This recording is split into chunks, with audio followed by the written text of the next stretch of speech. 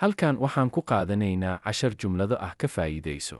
Midda koowaad maxaa af Ingiriisi lagu dhahaa keliya waxaad ka fikirowsaa nafsadaada.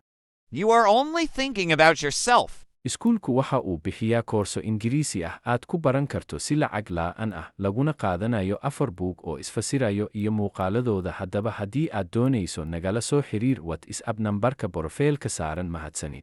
Midda labaad maxaa af Ingiriisi lagu dhahaa isku daygaygu wuu socdaa.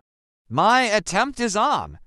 Midda saddexaad maxaa af Ingiriisi lagu dhahaa waxaa bilaabmaya diyaar garowga arooska.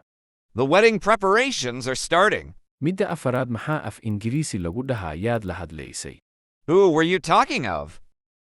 Midda shanaad maxaa af Ingiriisi lagu dhahaa waxaan xasuustaa markii ugu dambaysay ee aan la kulannay asaga. I remember the last time we met him. Midda lixaad maxaa af Ingiriisi lagu dhahaa cadaawad shakshi aan idiin qabno ma jirto. We don't have enmity with you. Midda toddobaad waxaan si fudud u jeclaa inaan wakhti la qaato asaga. I simply loved spending time with him. Midda sideedaad maxaa af Ingiriisi lagu dhahaa waxaan u nimid inaan ogeysiis ku siino. We had come to give you a notice. Midfa sagaalaad maxaa af Ingiriisi lagu dhahaa maxaad iigu sheegi weyday maanta oo dhan. Why didn't you tell me till today?